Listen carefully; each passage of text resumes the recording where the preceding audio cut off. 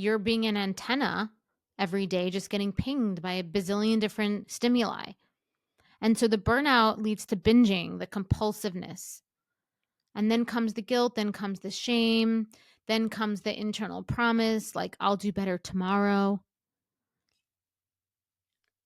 And this is the cycle, right? Does it sound eerily familiar to the diet cycle as well?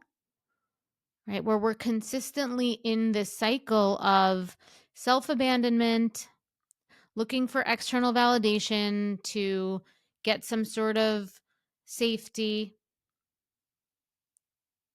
make things make sense with external validation, make things feel calm and structured and, relaxed with external validation. But it doesn't work. In the end, it makes us feel depleted because we're not really giving our needs, ourself, what we need, right? We're not really giving our needs a voice. We're not really tapping in to what is really going to give us that sense of calm and resolution and safety.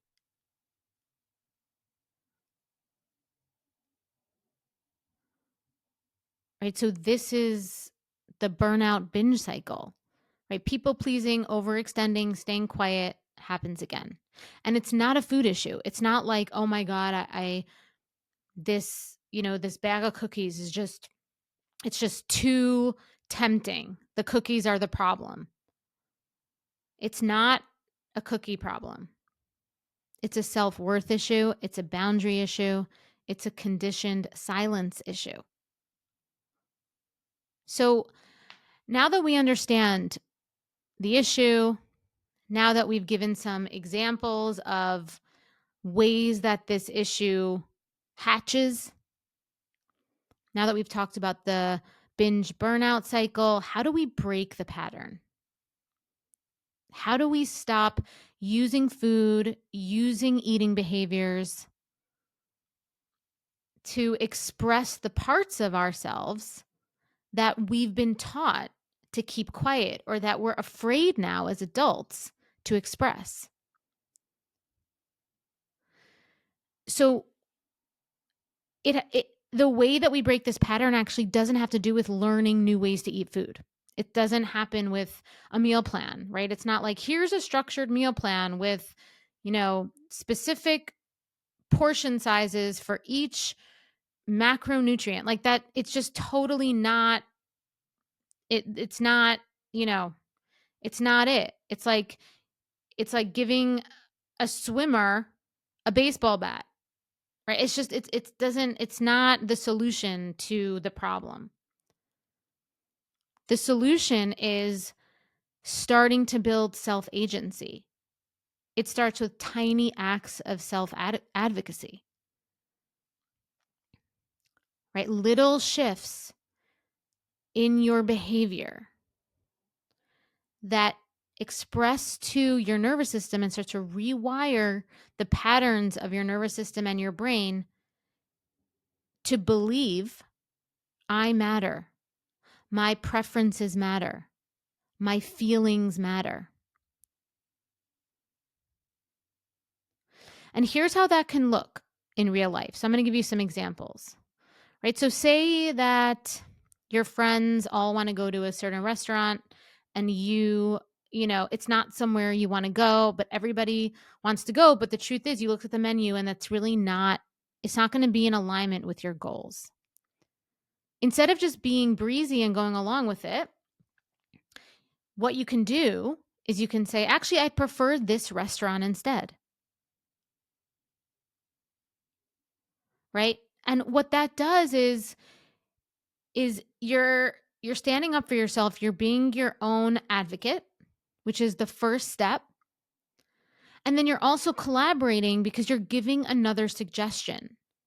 So oftentimes conflict happens because somebody just objects. They don't give another suggestion. So they forget the collaborative part of it. Instead, they just say, no, I don't want to do that.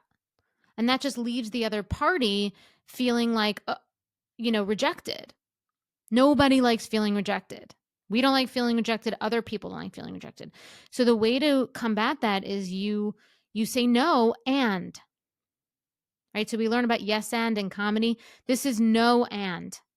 No, and I'd prefer to go here. And that is part of the healing method. It's learning how to both stand up for yourself and not be contrarian. Right? And if somebody responds badly to that, that's a them problem. That's not a you problem, because you are attempting to be collaborative. Okay, another example is ordering what you really want, not what you should want, or not what someone else wants you to have, or not because people want to share something. And if you ordered something else, it's inconvenient. It's always convenient to order what you want. Okay, that should just be a given. Right? You can say no to something. Right? If it's not a collaborative situation, you could say no without giving a 5-minute explanation. Right? These are some interpersonal things, some intrapersonal things, like with yourself, because we have to have a relationship with ourselves, not with other people, is taking 5 minutes to check in with your hunger cues before you eat, regardless of what anyone else is doing. And that's something that you probably want to practice doing. I get that question all the time. How do I connect to myself? This is a really good practice. It's not going to be something that your nervous system's familiar with, right? So it's going to might feel like you're pulling a heavy rock up a mountain in the beginning.